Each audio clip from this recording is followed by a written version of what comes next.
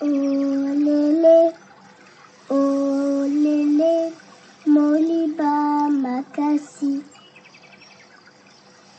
Olélé, olélé, Moliba Makasi. Après avoir vu la première phase prénatale et puis la première année de l'enfant, à présent, nous allons voir l'étape de l'enfant de 5 à 5 ans. C'est ce qu'on appelle la petite enfance. Elle est très importante car elle est comme celle de la jeune plante bien soignée ou celle de la fondation d'une maison qui peut devenir très solide.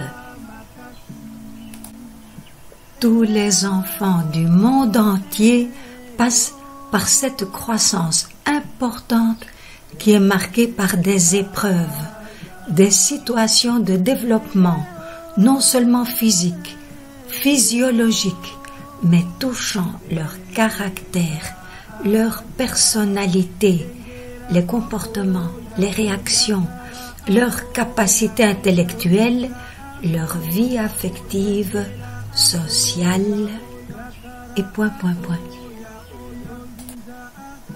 À partir de 1 an, d'une façon générale, l'enfant va commencer à marcher, se déplacer, se faire comprendre par les gestes, les rires, les pleurs, ses premiers mots, papa, maman, maï, l'eau, ce qui est plus proche de l'enfant et vital. Même certaines personnes, la grande sœur, la grand-mère, il y a des petits mots qui lui viennent et qu'ils apprennent rapidement. Et ces premiers mots, des petits bouts de phrases, on entend déjà l'enfant qui dit « moi, Ngaï ». Son petit univers tourne autour de lui. Ce n'est pas l'égoïsme, mais simplement l'égocentrisme. Nous le verrons encore après. C'est normal. Il verra petit à petit qu'il n'est pas le seul dans son univers. Et oui, l'enfant a 1 an et demi, 2 ans, 3 ans, 4 ans. Au début, ce sont surtout des jeux de manipulation, de pousser, de tirer, d'emboîter, d'imiter d'une façon mécanique. Ce sont des jeux sensoriels. Chaque enfant joue pour lui, même s'ils sont comme ensemble. Ensuite, les jeux des enfants seront d'imitation des travaux de papa, de la maman, de ce qu'il voit autour de lui. Vers 2 ans et demi, on appelle ça l'âge de grâce. L'enfant devient un peu plus indépendant car il se déplace déjà facilement. Il sait aussi s'exprimer et d'ailleurs, il est très mignon, elle est très mignonne. C'est pourquoi on dit que c'est l'âge de grâce. L'enfant a 2 ans et demi, 3 ans. Et qu'est-ce qu'on observe? On entend et on l'entend dire non, Naboy, je refuse, non. L'enfant qui avant pouvait tout recevoir et tout faire, à présent il ne reçoit plus le lait maternel ni tant de choses lorsqu'il pleurait. À présent, oui, l'adulte lui dit ce qu'il ne peut plus faire, qu'il doit attendre, et cela va le pousser à exprimer qu'il n'est pas d'accord. Cela provoque en lui une insatisfaction et lui, l'enfant de son côté, va commencer aussi à s'affirmer en s'opposant à l'adulte, même sans raison. C'est l'âge du non. Dans le fond, ce négativisme n'est pas une désobéissance, c'est la personnalité qui commence à s'affirmer. Voyons en quoi consiste le fameux complexe de Caïn. On a entendu parler de cela. Eh bien voilà, cela arrive aussi qu'un événement puisse venir bouleverser le bonheur de l'enfant lorsqu'une nouvelle naissance arrive après lui. Souvent, il n'est pas facile à l'enfant d'accepter le nouveau-né. C'est pourquoi le rôle des parents est aussi important pour ne pas délaisser de côté l'enfant de 2 ans et demi. C'est alors que peut apparaître le sentiment de jalousie. À vrai dire, en quoi consiste ce grand mot de l'égocentrisme, qui n'est pas l'égoïsme? Pour l'enfant, jusqu'à 2 ans, son papa, sa maman, sa famille, tout le monde était autour de lui, tout pour lui. Mais l'enfant n'est pas unique, il doit commencer à vivre avec les autres, c'est-à-dire qu'il ne peut plus être encore cet enfant bébé qui avait droit à tout. Ce passage est difficile pour l'enfant, car il veut affirmer que c'est lui, pas les autres. Alors l'enfant accepte difficilement les partages. Il pleure quand on l'empêche de faire quelque chose. On connaît ses petites colères, mais cela passe vite. C'est l'enfant qui veut rester le centre du monde et le dominer. Cette étape devra passer. Ce n'est pas l'égoïsme, simplement l'égocentrisme.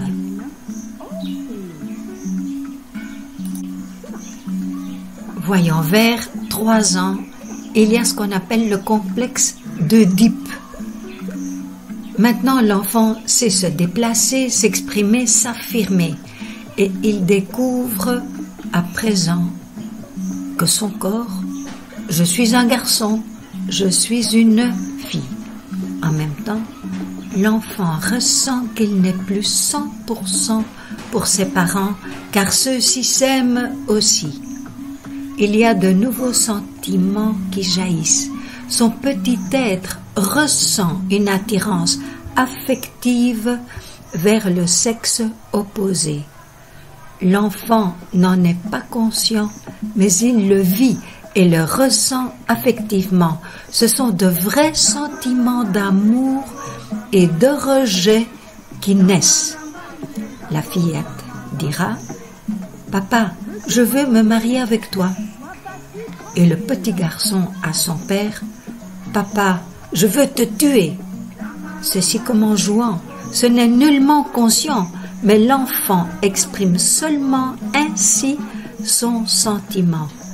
Ce phénomène de crise affective s'appelle le complexe d'Œdipe.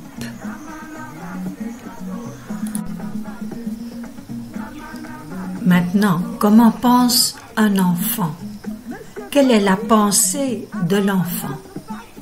Au commencement, l'enfant s'exprime suivant ses besoins vitaux.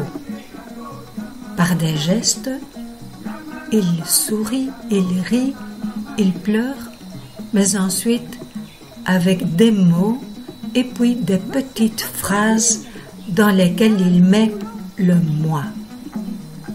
L'enfant voit et pense tout suivant son moi qui touche et qui voit. Il ne perçoit pas encore la vision réelle des choses et des situations. Il ne distingue pas encore bien la différence entre le vrai et le faux, le bon et le mauvais, ce qui est réel et imaginaire. L'enfant écoute et il accepte les contes, les histoires comme étant des faits réels. Par exemple, le conte d'une poule et d'une chèvre qui parlent. La fillette donne à manger du sable à sa poupée qui est son bébé. Le garçon, le morceau de bambou peut être un vrai camion. L'enfant fabule, c'est-à-dire qu'il raconte des histoires qui n'ont parfois ni queue ni tête, même pas de sens logique. Un ordre logique, il passe du coq à l'âne, d'un petit jeu à l'autre. Pour eux, ce qui est un pur détail pour l'adulte sera d'intérêt pour l'enfant. C'est alors qu'on parle de syncrétisme. Est-ce qu'un enfant peut découvrir Dieu? Et comment il découvre Dieu? Les valeurs de la vie humaine s'apprennent d'abord en famille, car toute l'humanité est créée à l'image de Dieu. On peut voir les valeurs du partage, de la vie familiale, l'entente, la responsabilité, la gentillesse, la politesse. Ces valeurs sont comme l'eau que nous buvons chaque jour. Et lorsque les parents puisent cette eau à la source, qui est la vie donnée par le Christ, ces mêmes valeurs humaines donnent le vrai sens de nos vies avec Dieu qui nous aime. Accueillir la joie, pardonner, se pardonner, collaborer, la paix, remercier, partager, s'aimer, la vie fraternelle, la vie familiale, prier.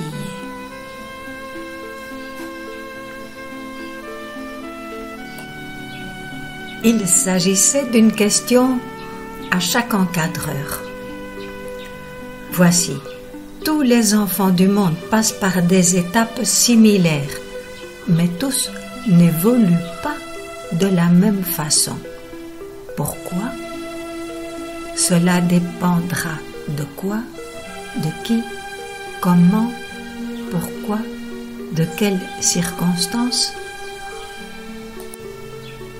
Il s'agissait d'une question à chaque encadreur. Voici, tous les enfants du monde passent par des étapes similaires, mais tous n'évoluent pas de la même façon. Pourquoi? Cela dépendra de quoi, de qui, comment, pourquoi, de quelles circonstances. Pour la deuxième question, il fallait observer quelques petits enfants durant toute cette petite période que nous donnons cette session. Tu les as observés dans ton milieu, à la maison, au quartier. Maintenant, est-ce que tu as pu essayer de voir leurs gestes, leurs réactions, leur petite vie avec ceux qui les entourent? Qu'est-ce que tu as observé? Et dans le fond, ce n'est pas pour juger ces enfants, mais pour mieux les comprendre. Un jour, vous accueillerez aussi ces mêmes enfants peut-être dans votre mouvement. Et ils grandiront, ils seront aussi vos jeunes. Et nous verrons que ce qui était avec le petit enfant l'opposition, il disait non, non, non, il affirmait sa personnalité. Mais progressivement, cela deviendra un oui. Quant à la pensée, le syncrétisme, cela deviendra un monde vrai, bon, juste. Et l'égocentrisme, le moi, deviendra un nous, ensemble, le groupe. Quant au complexe d'Oedipe, il deviendra une vie épanouie en famille et dans la vie. Et le complexe de Caïn, qui est la jalousie, deviendra un jour l'amour-souci. C'est réellement aux environs de ses 5 ans que l'enfant arrivera à dominer toutes ces étapes qui sont une base délicate dans la croissance et construction de sa vie. La fillette dira « Maman, je peux puiser de l'eau ?» Elle va vouloir aider sa maman. Et le garçon « Papa, je serai comme toi, un chauffeur. » Et voici, ce sera une situation qui nous touchera tous, même dans les groupes des plus jeunes des enfants, comme dans les groupes qui sont des jeunes. Nous avons des enfants, des jeunes qui vivent au sein d'une bonne famille chrétienne. Mais nous en avons aussi d'autres qui sont amenés à vivre avec leur papa, avec une madrastra, ou leur maman qui joue le rôle de papa et de maman. Encore aussi avec les grands-parents, une tante ou dans un centre d'accueil. Tous les enfants d'aujourd'hui devront s'adapter à beaucoup de nouvelles situations sociales, économiques, de toutes sortes, pour bien grandir. Toutes ces épreuves des étapes de croissance de la petite enfance de 0 à 5 ans devraient amener ces enfants vers une personnalité plus ouverte, équilibrée, calme. Mais d'autres enfants auront dur. Dès lors, la pastorale des enfants et des jeunes, en sigle PEJ, PEJ, a une place importante dans la vie de chacun de ces enfants. Et voilà, d'ici peu, nous allons donc commencer cette première étape des enfants, du mouvement des groupes, des enfants que nous accueillons de 5 à 7 ans dans nos mouvements ou dans les activités paroissiales. À bientôt, la prochaine session. Je sens que je vais me régaler. Qu'est-ce que ça sent bon.